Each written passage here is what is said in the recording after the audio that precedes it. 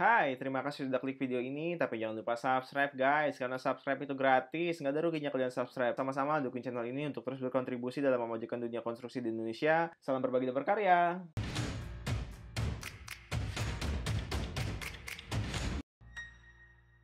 Kadang job desk kita ya, kita bekerja tidak sesuai dengan job desk. Misalkan saya supervisor, tapi kadang saya juga bekerja tanda kutip sebagai engineer gitu, engineer di lapangan, kadang juga sebagai drafter, apapun itu ya sudah terima. Kenapa? Karena secara nggak langsung itu akan menambah wawasan kalian, akan menambah kemampuan kalian, skill kalian itu bertambah. Ya memang kadang nggak enak sih, kayak misalkan kerjaan gua kan cuma ini, kenapa gua ngerjain kerjaan lu, atau kenapa tugas gue makin banyak gitu kan, sedangkan gaji gue segini-gini aja.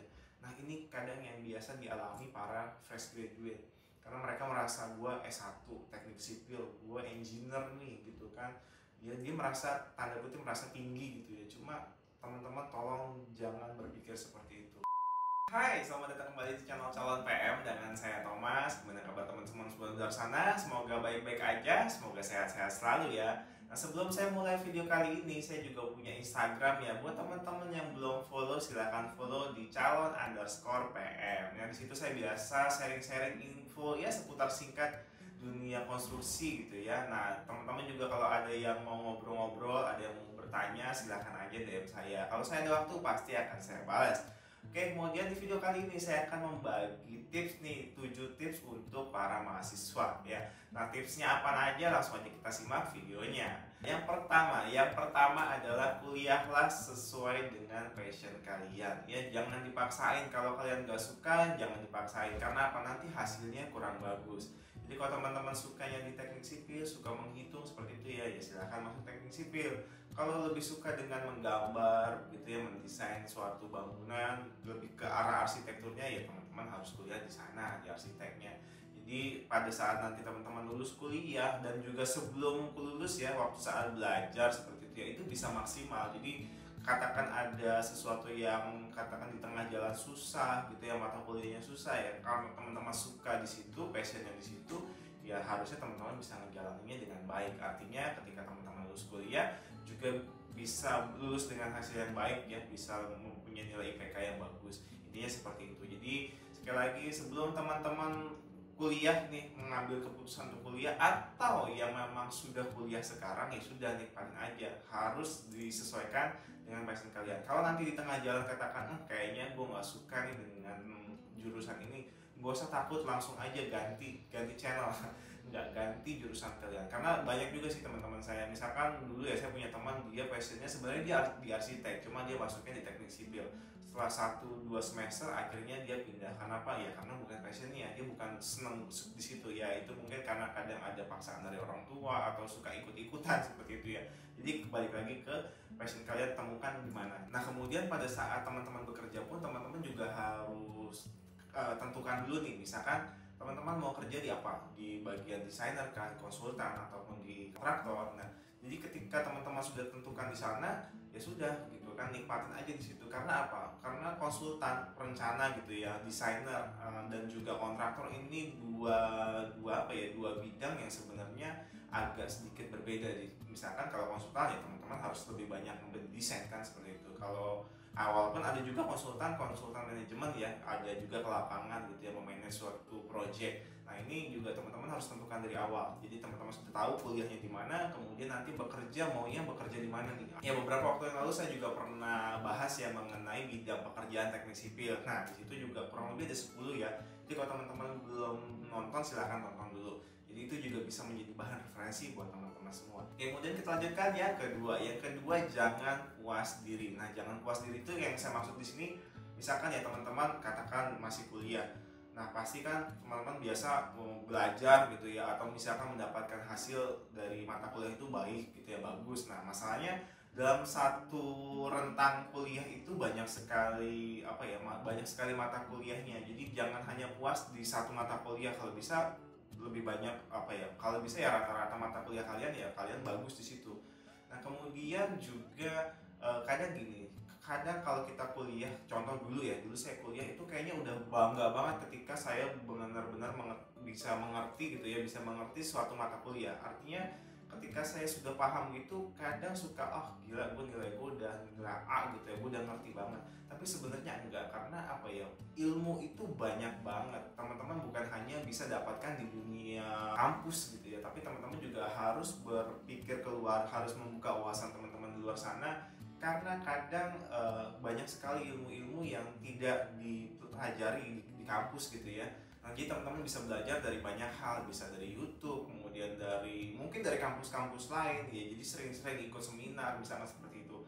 Artinya jangan puas dengan pelajaran atau ilmu yang didapat sekarang gitu. Karena banyak sekali teman-teman saya dulu ya, setelah dia puas gitu kan, ya akhirnya nggak berkembang. Padahal di dunia kerja nantinya itu banyak sekali ilmu-ilmu baru atau teknologi-teknologi baru yang teman-teman harus kuasain sebenarnya. Nah, ada baiknya sebelum teman-teman lulus kuliah, kuasai dulu itu ya, bisa belajar. Artinya jangan pernah puas diri deh. Kalau udah dapat sekarang ilmunya sekarang, ya udah terus upgrade, terus upgrade, terus upgrade. Jadi setelah teman-teman lulus kuliah nantinya, teman-teman sudah punya pengetahuan yang banyak. Bukan hanya pengetahuan yang didapat dari kampus ya, dari dunia kuliahan, tapi juga ilmu-ilmu lain di luar sana, karena itu banyak banget. Kemudian kita lanjutkan yang ketiga. Yang ketiga adalah jangan malu bertanya. Nah, ini biasanya nih untuk mahasiswa-mahasiswa nih agak males. Sebenarnya agak bingung ya. Entah dia malas bertanya, entah dia nggak ngerti terus dia malu. Karena gini, kadang kita nggak ngerti terus kita bingung. Kalau gue nanya, gue ketahuan banget on-nya ya kan.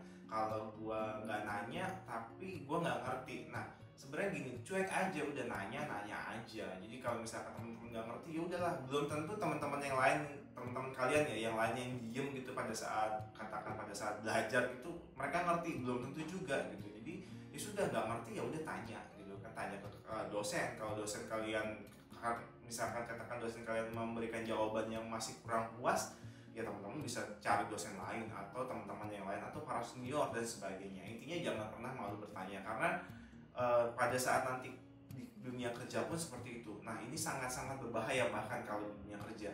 Saya pernah ngalamin ya, jadi saya membaca suatu gambar, saya nganggap saya ngerti, padahal sebenarnya saya bingung gitu ya. Ada baiknya ketika teman-teman nantinya bingung, udah nanya aja, nanya senior gitu ya. Kalau katakan senior kalian memberikan jawaban yang nggak enakin gitu kan, kadang suka bego lo gitu ya, nggak ngerti, on banget sih gitu. Ya udah, nikmatin aja, ya memang nggak ngerti mau gimana lagi. Nah, ada baiknya ketika kita bertanya, kita mendapatkan jawaban, oh ya ternyata seperti ini ya, itulah baru kita kerjakan. Jadi kembali lagi, jangan pernah malu bertanya, karena pada saat bekerja pun saya dulu pernah ngalamin ya. Jadi saya malu bertanya, saya nggak nanya, saya hajar terus, ternyata salah. Nah, ini sangat fatal. Jadi bisa mengakibatkan pertama biayanya jadi membengkak gitu ya. Karena dulu saya pernah ngalamin sendiri di pekerjaan, saya malu bertanya, saya hajar terus, ya ternyata salah. Nah, udah habis waktu, itu habis biaya, itu kan sangat-sangat merugikan perusahaan sebenarnya. Nah, cuma itulah pengalaman kan. Jadi pengalaman saya, apa yang saya alami, teman-teman juga harus ya sekedar sharing-sharing aja ya. Jadi jangan sampai teman-teman mengalami apa yang pernah saya kerjakan, apa yang pernah saya alami seperti itu ya. Jadi jangan pernah malu bertanya apapun itu ya, walaupun sekedar ya hanya pertanyaan-pertanyaan yang mungkin kalian anggap itu kayaknya pertanyaan remeh-temeh gitu ya, udah tanyain aja ya, sampai dengan teman-teman bisa mendapatkan jawaban yang memuaskan kalian. Kemudian kita lanjutkan yang keempat. Yang keempat adalah cari relasi dosen. Nah, terutama pada teman-teman yang sekarang masih kuliah ya. Jadi gini, dulu pada saat saya kuliah itu ya memang namanya kuliah ya belajar gitu kan, tapi tidak terlepas sampai hanya belajar aja gitu. Jadi saya juga kebetulan dulu saya punya dosen-dosen itu yang memang dia juga bekerja di tempat lain. Misalkan ada yang dari konsultan juga ada, yang dari supplier juga ada, bahkan dari bahkan dari bos-bos suatu perusahaan juga ada. Jadi ada katakan pensiunan gitu ya, dia pensiunan sudah bekerja di suatu perusahaan yang jabatannya cukup tinggi, katakanlah direktur seperti itu, terus beliau ngajar. Nah, itu saya bisa tahu bagaimana dengan cara saya membangun relasi yang baik sama dosen. Nah, ini ada bonusnya. Yang pertama, ketika teman-teman membangun relasi yang bagus sama dosen yang baik gitu ya, biasanya nilai itu dia nggak pelit-pelit banget ngasihnya. Jadi dulu katakan yang lainnya bisa B gitu ya, saya bisa dapat B plus, bahkan bisa dapat A gitu ya, karena membangun relasi yang baik dengan dosen. Kemudian yang kedua, nah ini bonusnya, ketika teman-teman membangun relasi yang bagus dengan dosen dan relasi yang baik, itu kadang pekerjaan secara nggak langsung itu bisa teman-teman dapatkan. Dulu ya saya pribadi dulu ada, katakan si dosen ini punya pekerjaan, dia kadang kan suka nyari mahasiswa gitu ya. Kenapa? Karena kalau dia meng-hire mahasiswa itu pertama, waktunya bisa fleksibel karena kan part time gitu ya. Jadi si dosen ini tidak membayar full gaji ke karyawan gitu ya. Nah kemudian yang kedua, dia udah nggak repot-repot lagi gitu kan nyari orang. Jadi dia tinggal ngasih ke mahasiswanya, ini ada kerjaan mau nggak, kalau mau kamu kerjain. Nah gitu kita malah asistensinya ke dosen. Nah itu kan sebenarnya hal yang bagus ya, ketika dosen melihat kita, oh ini orang atau ini mahasiswa atau mahasiswa ini capable-nya bagus nih, ini kemampuannya baik nih, kayaknya bisa nih di tanda kutip dimanfaatkan. Tapi kan apa ya, timbal balik yang bagus gitu kan ya, teman-teman juga bisa belajar sambil bekerja juga, dan ada penghasilan tambahan. Itu kan baik sekali ya, teman-teman juga punya pengalaman bekerja. Artinya ketika nanti teman-teman lulus kuliah, ya teman-teman sudah punya pengalaman bekerja ya, bekerja di dunia nyata ya, karena kadang suka sedikit berbeda antara dunia kerja dengan dunia perkuliahan seperti itu. Kemudian kita lanjutkan yang kelima. Yang kelima adalah manajemen waktu. Nah ini penting banget teman-teman. Jadi teman-teman harus belajar memanage waktu kalian dengan baik. Artinya dari pagi sampai dengan malam, teman-teman kalau bisa ya itu punya rencana. Misalkan pagi ngerjain apa, bangun pagi ngapain gitu kan, ngerjain apa, belajar, kemudian ke kampus dan sebagainya. Nah itu sudah mulai di manage ya, terutama buat teman-teman yang katakan sudah memasuki apa ya, masa-masa akhir perkuliahan, misalkan semester 4, 5, 6 gitu ya ke atas, itu sudah harus bisa memanage waktu kalian dengan baik. Kenapa?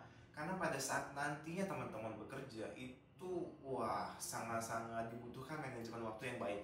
Ya walaupun teman-teman katakan baru merintis dari awal ya, katakan baru bekerja gitu ya, tapi teman-teman harus bisa membagi waktunya dengan baik. Datang pagi jangan sampai telat, kemudian bekerja pun sudah ada skala prioritas, apa aja dulu yang harus dikerjakan, kemudian waktu istirahat dan sebagainya. Jadi teman-teman juga bisa belajar dari awal. Jadi ketika teman-teman masuk ke dalam dunia kerja itu nggak kaget, karena apa? Sudah ada disiplin ya, teman-teman sudah punya disiplin diri yang baik. Jadi ketika nanti masuk ke dunia kerja itu sangat-sangat membantu sekali ya. Jadi teman-teman juga bisa memanage waktu, katakan waktu dengan keluarga ya kan, kemudian nanti waktu dengan teman-teman, waktu untuk bekerja. Nah itu harus sudah mulai dibiasakan. Karena apa? Nggak mungkin teman-teman membiasakan kebiasaan yang tanda kutip kurang baik selama bertahun-tahun, kemudian ketika waktu kerja nantinya langsung berubah drastis. Itu nggak segampang itu. Jadi ada baiknya teman-teman pada saat masa kuliah itu sudah mulai membiasakan kebiasaan yang baik, memanage waktunya dengan baik, supaya nanti pada waktu masuk dunia kerja teman-teman nggak kaget. Kemudian kita lanjutkan yang keenam. Yang keenam adalah bekerja paruh waktu, part time gitu ya. Nah ini tergantung ya, sekali lagi ketika teman-teman tadi sudah bisa membagi waktunya dengan baik, memanage waktu kalian dengan baik, ada waktunya untuk belajar, kemudian ada waktu senggang. Nah ini teman-teman bisa bekerja paruh waktu. Nah kalau dulu saya misalkan ya, contohnya kalau dulu saya pribadi, dulu tuh saya bisa ngambil pekerjaan paruh waktu kayak ngegambar gitu. Jadi apa ya, dalam satu waktu gitu kan, misalkan Senin sampai Jumat teman-teman kuliah. Sebenarnya kan nggak semua full dari pagi sampai sore teman-teman kuliah, ada jam-jam kosong. Nah jam-jam kosong itu dulu saya pakai dengan gambar. Jadi saya dapat job dari dosen, katakan ya, dari teman-teman, dari senior. Itu saya akalin dengan kayak gitu. Jadi satu gambar itu dulu saya dibayar itu 50.000, ingat banget ya, satu gambar. Jadi kalau dalam satu hari teman-teman bisa menyelesaikan 1 atau 2 gambar kan 100.000, lumayan ya buat uang saku. Ya kalau dalam satu paket pekerjaan itu kadang saya suka berapa ya, kadang bisa sampai 1 juta, 2 juta itu dulu ya pada waktu saya kuliah. Itu kan lumayan, semakin teman-teman kebut ya dapat hitungannya per lembar 50.000 ya, semakin banyak kan semakin banyak juga yang teman-teman dapatkan. Nah itu sangat baik sekali. Di satu sisi teman-teman mengupgrade kemampuan kalian, misalkan tadi contohnya menggambar gitu ya. Kemudian yang kedua, teman-teman juga bisa tahu nih dalam dunia kerja, oh ternyata aktualnya seperti itu gitu kan. Jadi bisa menambah wawasan kalian juga, bisa mengupgrade keahlian kalian, bisa mendapatkan uang tambahan gitu ya. Itu kan juga hal yang baik ya, hal yang positif gitu. Atau misalkan kalau memang ada waktu, teman-teman misalkan bisa bekerja di sebuah konsultan gitu. Kadang konsultan juga ada yang bisa part time, atau misalkan kalian bekerja di subkontraktor. Karena kalau di main kontraktor, di main kon itu waktunya sangat-sangat padat sekali, agak sulit nanti teman-teman membagi waktu antara bekerja dengan kuliah. Karena saya juga punya kemarin ya, saya juga punya asisten di kantor, itu dia bekerja full ya, full time terus dia kuliah agak susah bagi waktunya, jadi dia agak sedikit terlambat. Yang harusnya biasanya S1 itu 4 tahun, dia bisa 4,5 tahun atau 5 tahun ya, karena kesibukan bekerja. Nah, kalau teman-teman emang mau bekerja full time tapi dengan waktu yang masih bisa fleksibel, saya sarankan teman-teman bekerja di subkontraktor. Nah, subkon itu apa? Jadi kalau teman-teman tahu menkon itu kayak misalkan yang karya-karya ya, BUMN gitu ya, itu dia masuknya menkon kayak PP, Waskita Karya, Wijaya Karya, Mulia Karya, Utama Karya, karya-karya itulah pokoknya ya, itu dia adalah menkon. Nah, kalau subkon dia di bawahnya menkon. Jadi subkon ini biasanya dia lebih spesifik terhadap suatu pekerjaan. Misalkan ada subkon casting gitu ya, formwork, atau ada subkon baja atau subkon besi gitu. Jadi dia lebih spesifik intinya. Nah, jadi teman-teman bekerjalah di situ. Biasanya di subkon itu waktunya bisa lebih fleksibel. Jadi bisa katakan teman-teman mengambil kalau kuliah di swasta bisa ngambil yang apa ya, yang untuk pekerja gitu ya. Biasanya ada yang nggak full time gitu ya, atau misalkan masuknya malam seperti itu yang nggak reguler.